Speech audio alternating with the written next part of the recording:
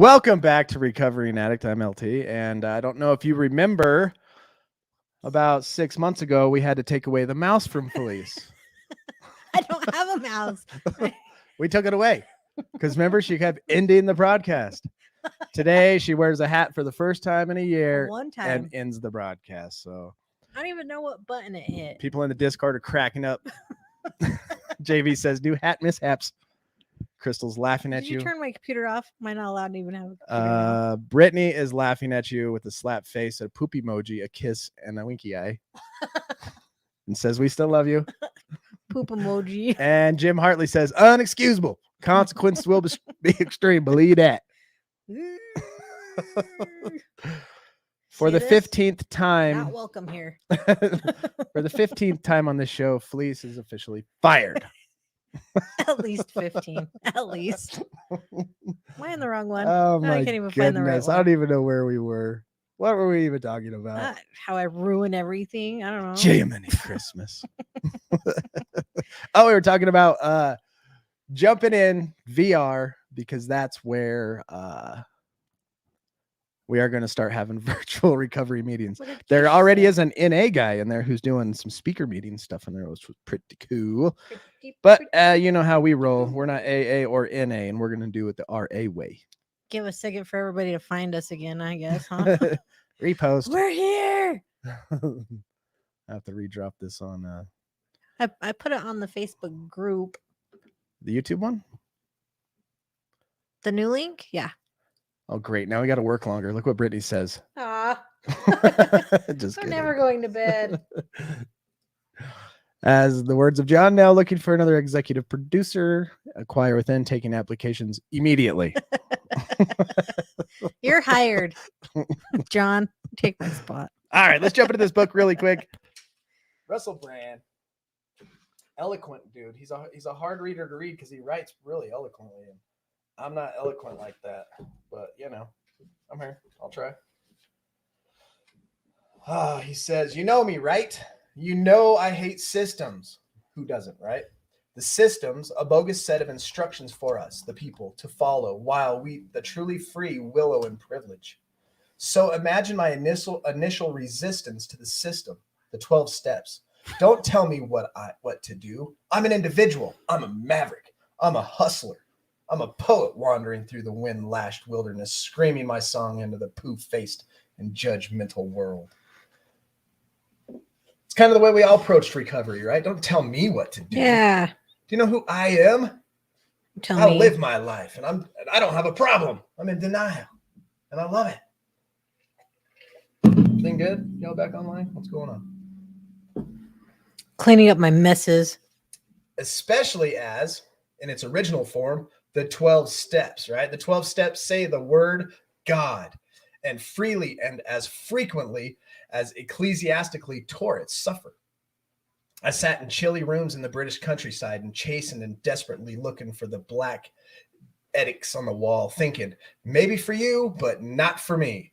Curiously later, examination of these principles revealed that self-centeredness, egotistical thinking is the defining attribute of those addictive conditions. Self-centeredness is a tricky thing. It encompasses more than just vanity.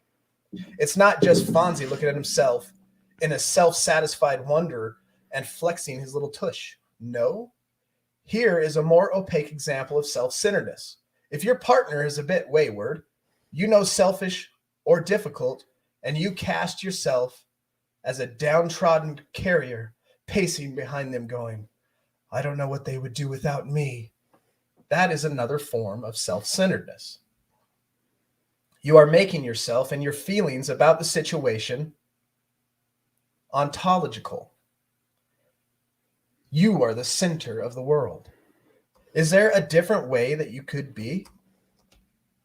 Especially as we know, do we, the you being you and being me as the absolute alpha and omega of the world, flick on the TV, glance at your feed? It's all about me. Me, the perfect product, holiday hair, tonic, telephone provider for me, my unique self. Well, that's just fine and dandy, but I don't really know what me is or what me wants. And now I'm beginning to question, if thinking about me all day is doing me any good. We are so self-centered and so egotistical, especially in our addiction. Even if you're playing the, oh, look at me, if this person didn't have me in their life, where would this person be, in that type of way, is a self-centeredness. And then we're trying to fix ourselves, and we start realizing that, hey, me thinking about me and not having an open mind to be able to understand that outside help is going to help, like a 12-step program. Nope, that's not for me. I know what's best for me. And we have a saying in the rooms, our best thinking God is here, right? And that's what he's trying to get us to understand, is like your self-centeredness, your me, constantly selfish, egotistical thinking is why you're the way you are. So is continuing to think about me the best thing for me, right? When you don't even know what you want, you don't even know what you like, you don't even know how you feel, you can't even handle how you feel. He says, the first time I saw the steps, I thought, it's a bit religious, a bit pious, a bit ambitious. There was the Christianity feel, right? Look at the third step. Turn our will and our lives over to the care of God. Steady on, old boy. That just sounds like a cozy version of ISIS. He goes, but now. Quite the conclusion. I know that you could be a devout Muslim with a sugar problem, an atheist Jew who watches too much porn, a Hindu who can't stay faithful, or a humanist who shops more than they can afford to, and this program will effortlessly form around your flaws and attributes, placing you on a path where you were always intended to walk, making you, quite simply, the best version of yourself possible to be. In my case, and as you will see, this includes my good many flaws, some odd thoughts, and occasional behavioral outbursts. He finally, and this is coming from a successful person, and I think it's harder for successful people because they are so pampered over. They walk out the door, they buy whatever they want, they go wherever they want across the world, and it's not a problem for them. And anywhere they go, everybody's telling them how good they are and how amazing they do. And you want this, everything's just given to you, once you hit this certain level of success. And this is where this guy is. And so to have to humble yourself and realize that you're not in good shape, and to be the best person you want to be for yourself, he finally had his eyes opened to the fact that the 12 steps, the simple 12-step program written back in 1935, pulled from the Bible, is something that could help him. And not only can it help him, it can help anybody with any type of problem and any type of addiction, because this pathway of these 12 steps is a simple solution to raise your moral value and help you understand the defects that are within inside you, and then to build relationships, healthy relationships across the board. Way good stuff. I love Russel Brand. I love the way he thinks. I love the way he talks. Yeah, and so, I like the way he talks. If you're the first time you're ever hearing the 12 steps, I'm going to read them out loud, and he asks for you to note how you feel about each one as they're read. So if I read a step, we'll pause for a second and see how it makes you feel. Even if you've done the 12 steps before, see how you feel now compared to when you reminisce back when you first heard the steps. The first time I really heard anything about steps was always in the movies or in TV shows. He's on step 7. I never even read the steps all the way through until I finally got to my IOP. And so to hear that stuff, it was just this kind of like vague, oh, I guess there's something that addictive people do. And it was always the apology step that's highlighted in the movies, right? Somebody's always apologizing to somebody, and that's what step they're on. And so I didn't really have an emotion towards them one way or another until I became addicted, and somebody threw them at me and was like, read this. And the first step is that we admitted we were powerless over our addiction, that our lives had become unmanageable. And I was like, powerless? Are you kidding me? Look at me. Look what I've done. Look at the things I've done. Look at my resume. Look at where I came from, and look at how much I've achieved. That now I'm not powerless. I can handle this. 3 sips of whiskey later, proved myself powerless, and had to eat humble pie and admit, I am powerless over my addiction. And then I look back over the chaos of my life for the last 4.5, 5 years into my addiction, was completely unmanageable. And so my first initial feeling towards that first step was bull crap. And then my honest, ego out of the way, dropping my pride, was I need it. I need, that's me to a T, Surrender is what I guess you could call it. Step 2 is we came to believe that a power greater than ourselves could restore us to sanity, meaning we were living insane, right? How does that make you feel? That a power greater than yourself? What is there a power greater than myself? I am the greatest power in the world. Do you still feel autonomous? You still feel in control? Look at your life over the last couple of years and see how much control you have. And trying it on your own, how long have you been trying it on your own, and is it working? If it's not, then something needs to change. We made a searching and fearless moral inventory of step 3, sorry. We made a decision to turn our will and our lives over to the care of God as we understood him. Step 4, we made a searching and fearless moral inventory of ourselves. Step 5, we admitted to God, to ourselves, and to another human being the exact nature of our wrong. Step 6, we were entirely ready to have God remove all these defects of character. 7, we humbly asked him to remove our shortcomings. 8, we made a list of all persons we had harmed and became willing to make amends to them all. We made direct amends to such people wherever possible, except when to do so would injure them or others. Step 10, we continued to take personal inventory, and when we were wrong, promptly admitted it. Step 11, we sought through prayer and meditation to improve our conscious contact with God as we understood him, praying only for the knowledge of his will for us and the power to carry that out. Step 12, having had a spiritual awakening as a result of these steps, we tried to carry this message to addicts and to practice these principles in all our affairs.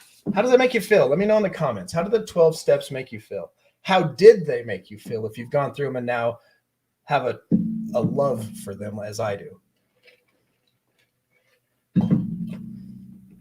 I always challenge everybody to memorize the 12 steps. And I've done this with myself. I've come up across a problem in my life, a character defect, something I feel is making my life unmanageable. And I can lay on the couch, or if I've even treated somebody wrong, I can lay on my couch and I can identify that character defect, and I can meditate my way through the 12 steps, thinking about it. I think, okay, I acted this way. I am powerless. and that action makes my life unmanageable. And I need to rely on a power greater than myself to restore me to sanity. And so right then I decide to turn my will and my life over. In step 4, I do a fearless and searching inventory, right? And so therefore I look at the character defect as it is and the root cause of that character defect in meditation, just, on the couch or on the bed. And I give it to God, and then I talk about it the next day or something. And then I look at the character defects and I become willing. And then I ask for God to remove them. And then I try to, as much as possible, apologize to that person. And then I do this every day. Step 10. And doing this is actually improving my conscious contact with God. That is a part of that. And then step 12, boom, you go back and you talk about it and you share it out to those who need to hear it. So I encourage you, if you have a love for the 12 steps because they are helping you through life, memorize them. I like it. Welcome, Bob Smith. I'm glad you made it. Hey, Bob. Jamie says the 12 steps at first make me overwhelmed, and I didn't understand why I needed 12. But they've changed my life in so many amazing ways. Life with a purpose from the 12 steps. John V says they changed my life in all of its forms across all my addictions / defects. Very cool. Jamie says I understand the steps more as I go. Oh, what's up, Big Hump? Big Hump. Fuck, I haven't seen you forever. I know. That's a good name to see on there. 12 steps at first had me like, why do I need these? But now I know I wouldn't be where I'm at today if it wasn't for the 12 steps. He says 12 steps for me started with alcohol, and now I work them for my sugar and food addiction. Very cool.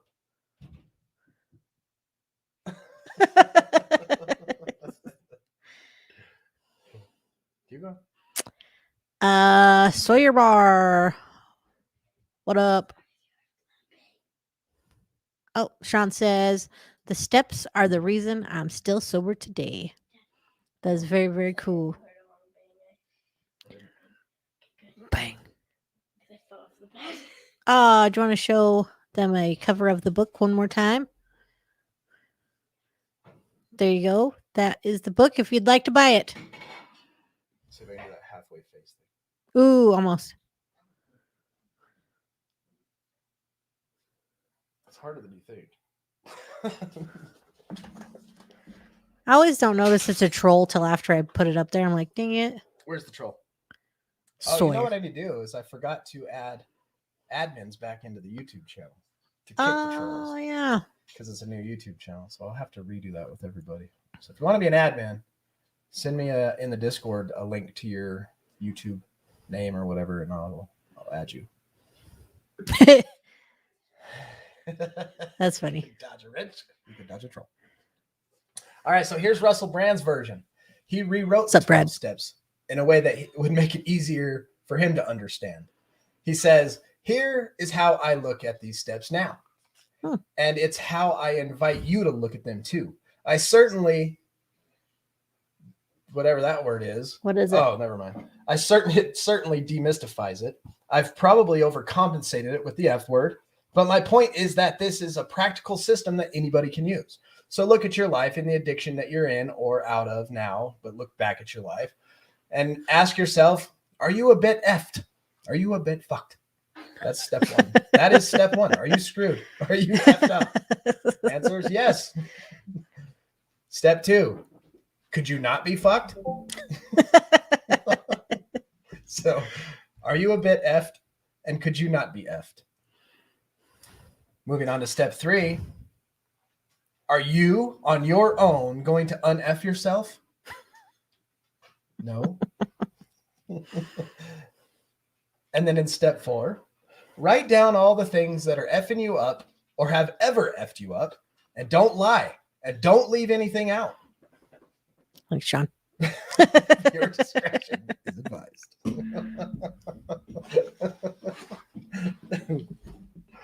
Here's our warning label. I love that. It says make a searching, a searching and fearless moral inventory of ourselves. He says, write down all the things that have effed you up or have ever effed you up. Don't lie and don't leave anything out. So when you look back at your life, if something bothers you to think about, we have those little memory flashes, a lot of people call it PTSD type stuff. One that happens to me is Link's accident. I still get these little flashes of like holding him as he's laying there on the ground. And like those will just hit me out of nowhere if I'm driving, and it's just like, ugh! And those type of emotions and that thought makes me want to just like, whoa, okay, get rid of that. Whoa. Don't focus on that, cut it off, push it away, and think about something else. In this step 4, those type of thoughts and those types of emotions, if they come up, deal with them, write them down. And that's the stuff he's talking about. Write that stuff down that has effed you up. And don't leave anything out. In there or spell it out? Oh, it spells it out. I'm trying to keep this a little bit kid-friendly. Brad says it sounds dumb when you say it like that. Well, I'm gonna be just over here just cussing me out every 5 seconds. Jeez.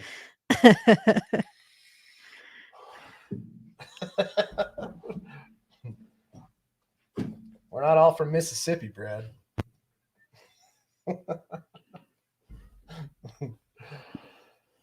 So yeah, don't leave anything out and don't lie. And then once you've written that down, honestly tell somebody you trust about how fucked up you really are. It's hard to do. Step 5 is a hard one to do. And then step 6, he says like this. Well, that's revealed a lot of effed up patterns. Do you want to stop it? Question mark. Seriously? Question mark.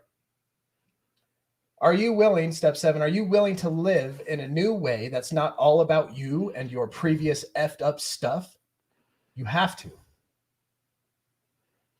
Step 8, prepare to apologize to everyone for everything affected by your being so effed up. Step 9, now apologize. Unless it would make things worse. I love the way he writes it down. Step 10, watch out for effed up thinking and behaviors and be honest when it happens. I love that because that goes right back to that thing we watched at the beginning with Jordan Peterson. You want to change something in your life tonight? Sit down in your bed and meditate on things you need to change tomorrow that you're doing wrong. Confront them and change them. Action. That word action, that was the name of the IOP I went to. I didn't think about it until obviously months into my Recovery, it's like, oh crap, action. That's why this place is called that, because you have to do it into act. You can't sit in a corner and think yourself into better thinking, as Bill would say. We have our very own Bill. It's like Bill W is freaking reincarnated. Yep. Bill W is now Bill S. Oh my gosh, look how hard they're laughing. Look. Oh.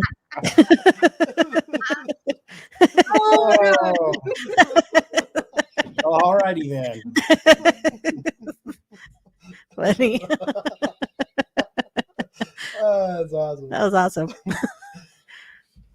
If Tracy was drinking something, she'd have spit it out.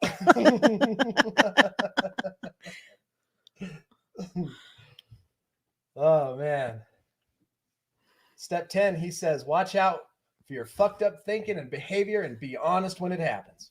Step 11, stay connected to your new perspective. That's a good thing to change, is your perspective on life. I like that. His accident changed my Holy perspective on life. And now I realize I'm just passing through this earth. I'm not going to make it out alive. None of us are. None of us are going to make it out alive. Life is risky. That's why nobody makes it out alive. And to sit there and do nothing about your life and about your addiction is going to cost you more than it would if you put it into action and actually did something about it. It's going to cost you more to try to play it safe than it is to actually take a risk and live your life. You might as well live it, because one day you're not going to be old enough to even remember it. Yeah. And then you won't live past that. Not to be a Debbie Downer, but that's a fact. Can I quote to that? Mickey's got a quote. It always seems impossible until it's done. Nelson Mandela. Always seems impossible till it's done. Nelson Mandela. And then on step 12, he says, look at life less selfishly. Be nice to everyone. Help people if you can. I love that. Look at life less selfishly. Be nice to everyone and help people if you can. Beautiful.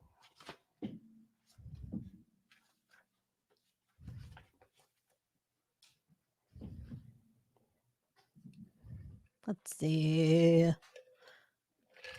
I beat Charles. Understanding it fully gives you the route through it, but your eyes need to be open. He said that reminds him of the lyrics. The skin and bones is a rental. Dark but true. Yeah, action does speak. I like lives. that. I do too. Or just meat puppets. This skin and bones a rental. Sometimes. Quickly. Sometimes slowly. It has been tedious for me. Slow learner, I guess. That's okay. Ditto. No biggie. Service work, help out the newcomers. Amen, Mo. All right. That is now 8:38. Yeah, Petey, this is going to be a good one. We'll be going over this. I was going to go through Jordan Peterson's 12 rules on life. We're actually starting that tomorrow in group. And since Brad and them are doing the audiobook out of this, I just thought I'd stick with what's going on in the Zoom meetings during the week, and we can just all collectively be thinking about the same book. And I just thought that would be better than trying to do two different things at once. And so once we finish the 12 steps here and on the live stream, and Brad's finished in the audio, however, they're doing that on Tuesdays. So Tuesdays in the Discord at 1:00. There's discussions about the book we're going through, and we can discuss it all week long. It doesn't just have to be on Tuesdays. Monday, we can bring it up. Tuesday, we can bring it up. You know, Tuesday is the day that Brad has planned to listen to it, and we can listen to it. And it's a good thing to hear things over and over and over, especially us addicts with thick skulls need to hear it over and over and over, because when it finally sinks in, it sinks in good. At least that's the way it works with me anyway. But that being said, let's bring on our awesome team members. The Bill and Tracy Show. Hey, tribe. How you doing? Good. How you doing? There's our very own Bill W. and his wife, Tracy. Happy birthday, Linky.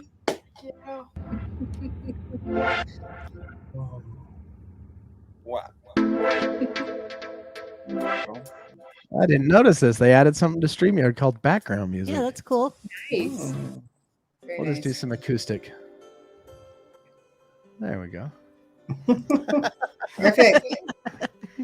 It's beautiful. So what's up? How you guys feeling? This Russel Brand book. I like listening to it on Audible because he's got that accent, and just hearing him and his perspective and his different tones. It's really cool. So if you're not a reader, you can listen to it on Audible. Yep. Mhm. Lucky people with British accents, they instantly get 3 extra points on their IQ. Accents and glasses, 5 points. Yep. 5. You're smarter when that happens. Mhm. So what's up with you guys? What'd you plan for tonight and how you feeling? What's an update? I haven't seen you all week.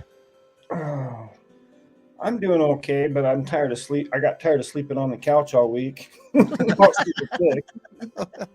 Tracy, update had the vid. Had the COVID. I'm good for 90 days. Freedom. That's cool. And I was vaccinated, just saying. So not sure about that out there. You can still get the vid. Yeah, I've seen it in the media quite a bit right now that a lot of the like the Geraldo Rivera and all them guys are feeling a little duped. They've been talking about it. Yep, for But sure. whatever. I Oh, heard the accent new and glasses.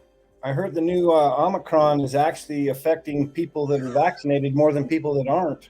True. Mm-hmm. IB Charles. He says, "No, thank you very much.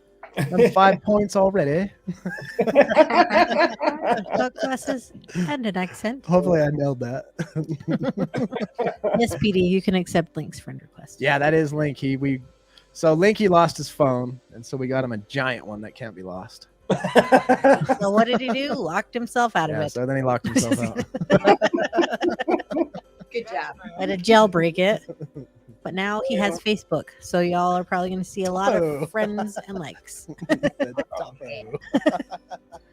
I love it. Now I picture you with a monocle, Topo, good top hat. and a staff thing to Yeah. smack you with. That is who IB Charles is in my brain. So I want to talk a little bit about one of my favorite quotes from Russel Brand. And Oh, good in idea. Your life, I like it. in your life, you're faced obstacles, inner and outer, that have prevented you from becoming the person you were meant to be or are capable of being. And that is what we are going to recover. That's why we call this process recovery. We recover the you that you were meant to be. And that's kind of like been my whole theme since I going through the steps and everything. It's just being my authentic self and figuring out who that was. And, you know, he talks in his book about he had a really hard time with that because he was always busy, very functional, doing all kinds of things. And that's how I was when I came into the program. I had a job. I was a people pleaser, but I was beating myself up. I didn't have any self-worth, but people didn't realize that because I could wear the mask, all the different ones, really well around other people. And so he has a lot in here that I didn't think about when I was just going through regular programs. So I feel when you do the steps almost every day. Whenever I have a problem, there's 12 steps to get to the solution. And, and I couldn't sit still.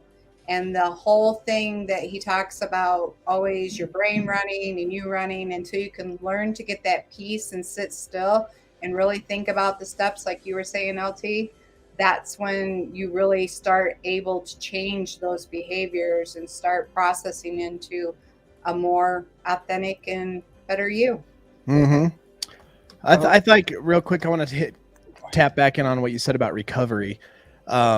Because when we do our computers, get viruses and things like that, we have to recover, the pictures lost, the data that's lost. And he even says that in his book. He says, think of yourself as a computer with a virus. And the 12 steps is a code that's going to cleanse you. If you follow this path, if you do all the things suggested in this book, it will induce a change in you. And that's what we're doing. We have a virus now, our addiction became a virus that is completely deleting our pictures, our social profiles, and you know what I mean? And we have to recover this lost data of who we were. And that's a whole chunk of our life that goes missing. And that's where that term comes from. What is that? Arrested development. These viruses, these codes stop our maturity. And then we have to recover who we were before and then start to grow again. Yeah. Just like me getting the COVID. That was God's plan. And I knew it. I knew I was running hard and I wasn't slowing down. And I knew I needed to slow down. And it took me getting a virus to actually stop and slow down and reset, and gave me too much time to think. Got a little black there for a little bit, but then I knew what to do. I got my journal out. I started writing. I was reading my devotions. I started reaching out to people, and, I brought myself out of that darkness and cleaned up that virus, just like you said.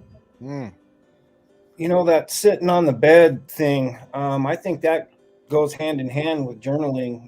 If you get up in the morning and you do your best to get that conscious contact with a power greater than yourself, and then you read your meditations and you meditate for a minute, you can sit down with your journal and go over exactly how you feel about your behaviors and what you need to do. And when you put it on paper, you can go back in time after, for a little bit of time. You can go back to that date and read on it and see where you were then and see the growth a lot easier at that point too. That's a great way to look back on things. We were talking to a guy earlier today that was, how when you first start getting clean, to be able to, you want that instant gratification. You're like, I quit using yesterday. Why isn't things better right now? And I think to write down those frustrations, and then, 6 months later, you look back at that frustration and you're like, whoa, look how far I've come. When I think about my first 30, 60, 90 days, I remember working a job for 12 hours a day, head running because I was by myself, and having to ask my higher power to relieve me of the bondage of self about every 3 or 4 minutes. And it took almost 9 months for that to go away. But when I decided to quit smoking cigarettes, guess what? I had a time frame to work with, and I knew about how long it was going to take me to stop having the anxiety issues and all the other stuff that I was having from not having the cigarette to cure that problem. You know what I mean? So yeah, you learn your time frames from the first time you're in recovery, and every time you use it on something, you start to see a pattern of how long it takes. If you're pig-headed like me, it takes a little while. Right. No, true. John says journaling is the cornerstone in all of this. Could Absolutely. Be paragraphs, could be poetry, could be a video entry, could be an audio entry. The communication back to your journals is essential. And I kind of feel like our YouTube channel is that. What? It's a good job, John. I think you were pointing to something behind me. It was Millie before. There's ghosts in our house. I knew it. John B. I kind of feel the same way with like my YouTube channel, and I imagine John probably feels the same. When I go back and I look at like Felice and I's first live stream, even the first 6 months of our live stream, and how far we've come, being able to speak about what we're talking about, and just the everything that surrounds it, just you see growth. It's awesome, and I love growing. Bob says, I got brutally honest, particularly about sex. I had forgotten just how honest when I turned it into my sponsor. Lord have mercy, he really knows me now. And Russel Brands talks a lot about that in his book. Yeah, he does. We're going to deep dive into that stuff. That's probably why I picked a sponsor sicker than me. Find somebody you trusted who was way worse than you were. And that is true. We are only as sick as our secrets. Yeah. It's funny how that works, huh? And how long it takes us to realize that, until you finally are out there open and honest and reaching out for help and then doing what it takes. You're going to remain sick. Yeah, my sponsor at the end of my step 5, she told me this joke about, she asked me, she's like, did your chicken die too? And I'm like, what? And she goes, yeah, you choked your chicken. When I choked mine died. Did yours die too? And it like broke all that. We had spent like 9 hours processing step 4. And I had to realize, yeah, everybody does really sick things, and getting rid of those secrets and realizing that the person sitting across from you that you have on this pedestal, because we have a tendency to put our sponsors on a pedestal, that they're just another addict, and we do some really crazy, insane stuff, and there's nothing that you could do that doesn't make you redeemable.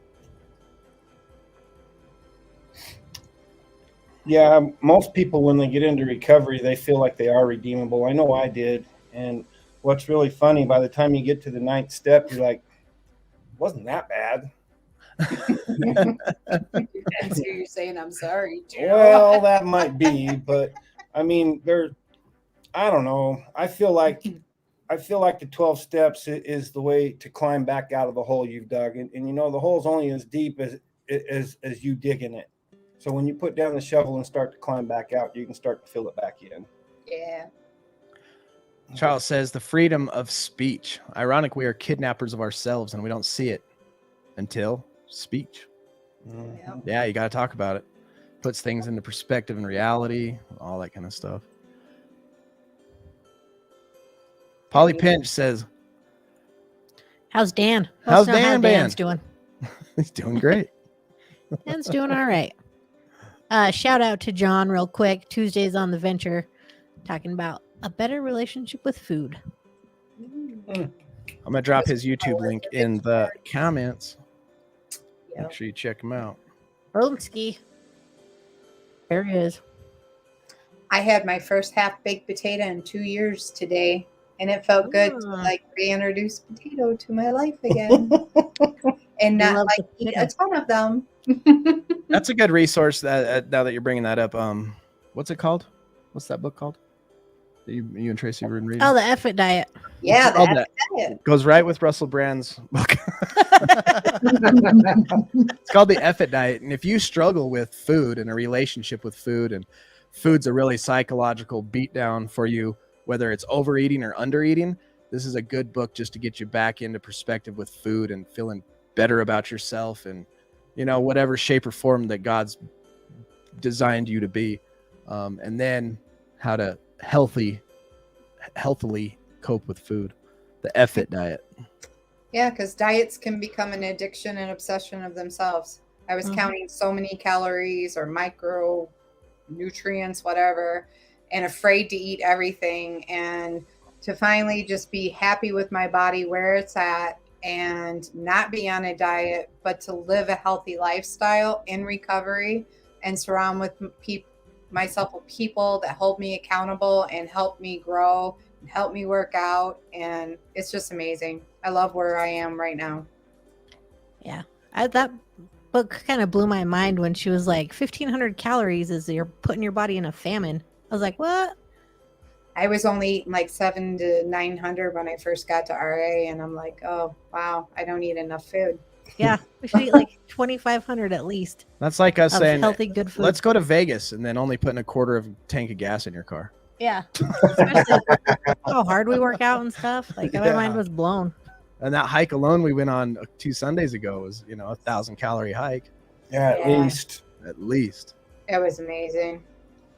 Going on top of a mountain with snow and overlooking the valley. And seeing Crystal. And Crystal. Crystal was a rock Hey. star. She Crystal! was here that day. She did really good. And I will make a public amends to her because I told her, she's like, well, what about snakes? I'm like, oh, they're in hibernation. She's like, well, I'm afraid of heights. And I'm like, oh, don't worry about it. We'll be surrounded by trees. You won't have to see nothing. Yeah, what trees? I know. I don't know what height we were going on. I think it's like, Here we are. I love you. Here we are standing on a cliff that at any moment the snow could just give away and we're gone. I It think was fine. It was fine. when you guys were talking about how dark it looked on the Ogden side, and then you look over into the other valley, I mean, all you could see was steam coming off the lake, but it was clear, and I'm like, we're breathing that. Yeah, Yeah. that nasty Whoa. black air. Yeah, that did not help our sickness out at all. There's Epi. Hey, big brother. Yeah, you got to give StreamYard permission to show your name. If you're in the private group, FYI, it is private, so it's a anonymous thing. We still respect all that. Right now. Oh, that's funny. got Yeah, Discord? Crystal did good. Like that was the perfect example of facing your fears and punching them right in the face. You know what I mean? Blasting through it. And what did she do it with? A group of people who were there to encourage her. And Bill, hats off to you for staying behind her the whole time and just you were back there, a voice of encouragement and strength, and the fact that she knew you were there. Matt talk. It was awesome.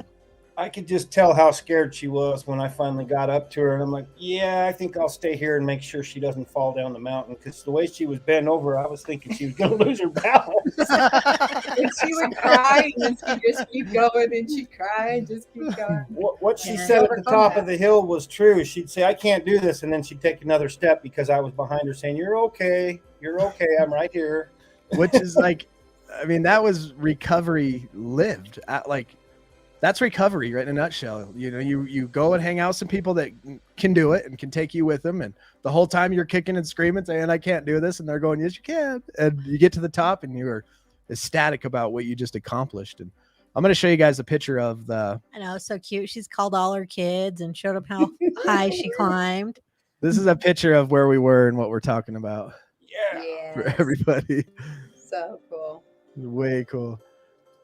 Let's see if I can zoom in. Whoa, hey, Bill. Well, hey. There's Bill. Whoa, hey, Bill. If you didn't know, that's Bill. But that's the cliff we were on. I mean, we're up there. We are on the top of a mountain in Utah, and those are ski resorts back there. And Yeah. all of us hiked up this hill, you know, trucking in knee deep snow. Man, it was a good time. Yeah, that Can't was wait fun. till next week. I know, me too. I was bummed about this weekend, Yeah. but oh well, it happens. Right. God gave us a timeout. Yeah, Time Told out. us to slow our roll. yeah, it was beautiful. That was Slow so down, fun. clean your house. God's Is Crystal telling in you here? I guys. hope she's watching. Oh, She was in here. I don't know where she went. She probably lost the feed. She was in the Discord. She knows. yeah. I'll find her. The only time I wear shorts or I wear pants, Charles, is if I have to go to court. And that's because the judge won't let me in unless I have them on. He even wore shorts in Montana and it was -19. Yeah. I was impressed. I was wearing pants. I had on a heated vest. Yeah, we're getting a lot of spam today. Yeah, I need to get the moderators back in there. We're a new channel too, so we're getting. Yeah. It wasn't really that cold on the hike. By the time we got to the top of the mountain, we were shedding clothes and sweating. Yeah, it got hot. Yep, I won't wear snow pants on a hike ever again. Just some leggings and a pair of joggers, good to go. Yep. A little cold to start, but man, it gets hot. Yeah, for sure. And I'll tell you what, Jackie and Megan, they're little rock star dogs. Jackie has no fear right on the edge of the cliff, just looking down. Yeah, making us all nervous. 20 foot of trees. Yeah, we were up there. It was awesome. Oh man,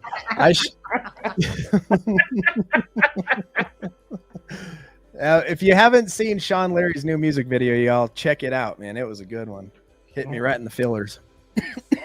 He's a sober singer, right? Yeah. Mhm. Yeah. He's good. Real good. I get the hiccups. Cool. Well, we got about 2 minutes left. Anything else you guys want to hit on before we bounce out of here? Are we going to do the Discord questions? Are there any today? Oh yeah. Ding dong. Sometimes there are, and sometimes there's not. Mm. And I gotta find them because Discord has been rearranged in a good way. While he's looking, has anybody watched the Netflix series Cheer? Completely obsessed.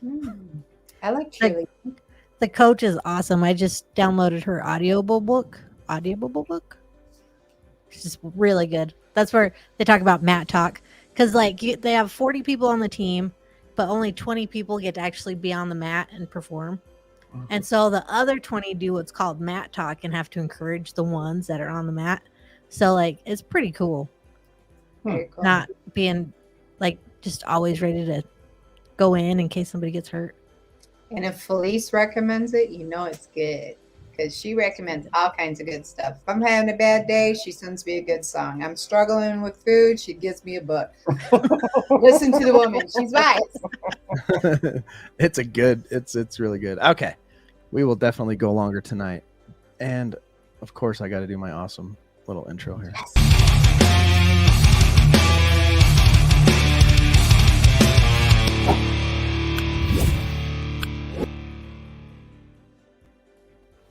Discord question of the day comes from Jim Hartley. He says, can you elaborate a little bit more on the saying, a drug is a drug, period? People in early recovery could very well pass up a chance at MAT program because everyone goes around saying a drug is a drug. Not all drugs are bad, but some need to be taken properly. I had to try to explain this to a friend that was going to quit his Suboxone because of this saying. You two want to go first on that one? Well, you know, Suboxone is a replacement therapy drug, and you really need to wean yourself off of that anyway. I've gone through 4 or 5 surgeries since I got clean, and I can tell you that you need to go into that with a plan, but I wouldn't recommend you take any of the drugs they were giving me for after surgery. As far as the other goes, you know, most of the coins that you get in recovery say to thine own self be true. So if you're acting out in any way, shape, or form, that's your addiction. And if it's not, you know, I mean, I'm not here to tell you whether or not you can take something, especially if you're really working well with your doctor and possibly a sponsor on how to do this the right way. You know, there's plenty of literature on how to still be in recovery and actually have to take medication, because you're not ever going to not have to take medication. I can tell you, the older I get, the more medications they keep trying to push at me, and I have to really pick and choose how I feel about them after I take them. And I was, before I got my certified peer support specialist certificate, I was one of those people in the rooms that are like, if you're on Suboxone or you're on MAT, you're not clean. And I was very judgmental, and it was wrong on my part for me. Going through that training and then working at the place that I work and seeing that these women cannot get off the streets. They've lost their kids.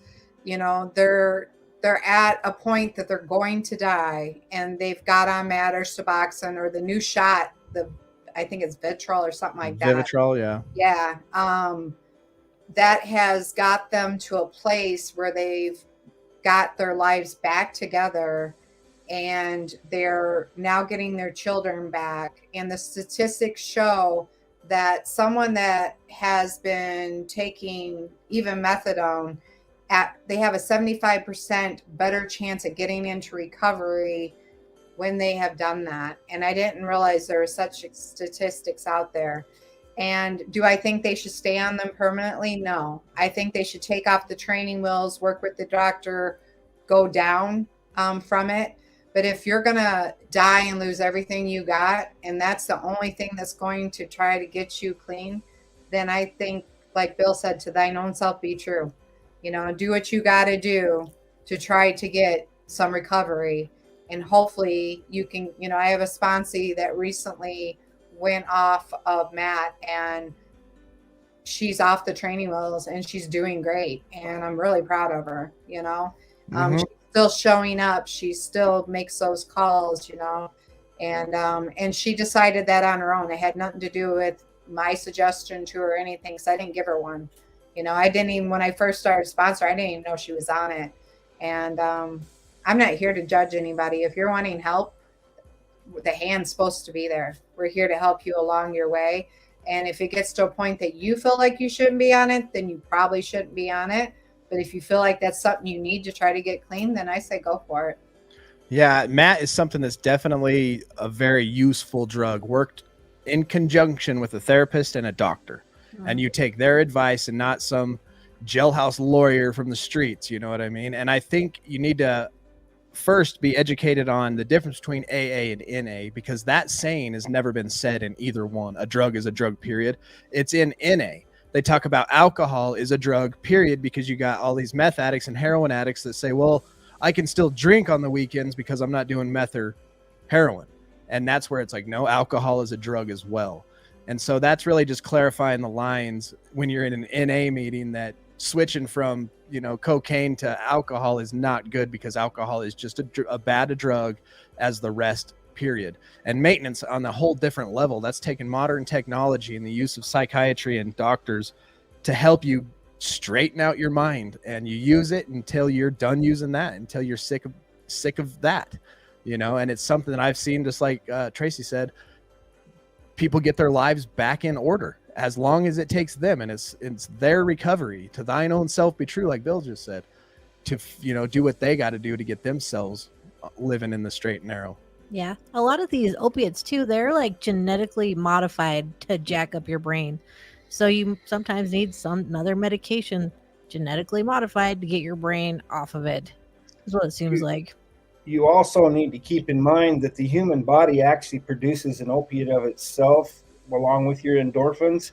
And people who get on opioids, once they stop hitting themselves with that great big pleasure hammer, their body has stopped making that. And sometimes their body will never make it again. And so they might have to do something different in order for their body to function normal.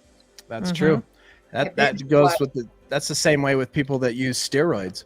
Yeah. Because steroids, at the base of it is a testosterone, and young men that take a steroid supplement, a testosterone supplement, their body stops producing testosterone. So then they're on some type of a supplement the rest of their life because they've just, they've hurt their bio. Yep. Just exactly what you're saying. I binge watched that Dope Sick while I had COVID, and oh boy, was I mad at the whole Purdue thing. I mean, I watched this little girl go from a sweet little girl that got hurt in the mind to being so addicted to the what is that? Oh, Oxycontin. And they were trying to tell you for so long that it was not addictive. I don't know who was telling them that, but everybody I ever seen get on that eventually ended up either in the hospital or dead. Yeah. Shoot, they put it on the label. Yeah, they had it on the label. Yeah. Out of one little 5-sentence article that some guy wrote on a study of people in a hospital, the FDA approved it. Couldn't believe it. I was really mad by the time I was done with that. Yeah, I've studied it out. That's why we went live half an hour early. Those couple episodes was to talk crap on stupid Sackler family and Purdue Pharma. Yeah.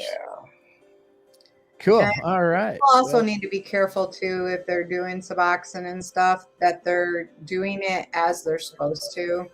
I've heard of people shooting it up and saving up, taking more than they should, buying other people's. It can become an addiction all in itself. We're addicts, and unless you're willing to do the work, and that's what those steps are there for, the medication's not going to be enough. You got to change what you were doing and figure out why you were doing what you're doing to get some help. Yep. I can give you a little bit of a thing on that. The first time after I got clean that I took a non-narcotic pain reliever, it didn't get me high, and it messed up my head. I'm like, hey, I'm not getting high. I went to my sponsor, and he said, you took a non-narcotic pain reliever for a reason, right? It's not supposed to get you high. But in my head as an addict, I was thinking I should feel altered. And it's the way we think. It truly is. The drugs are just a symptom. How we use the drugs is just a symptom of what the real problem is. It's the way we think about it. Mm-hmm. Agreed. All right, Linky has one more joke, and then we'll pray us out. God, grab me. Let's go. Did you hear the story about the claustrophobic astronaut? He just needed some space. Oh. I love you, Link. Ready, Linky? Yeah. God grant us Grant the us serenity to accept the things we cannot change, the courage to change the things we can, and the wisdom to know the difference. Amen. Jamie says you are Love ya. funny, Linky. You're funny. All right, next Sunday we will pick back up on step 1 with Russel Brand's book. And until then, do not put yourself in a high-risk situation. Stay strong, work your program, and remember, we recover better together.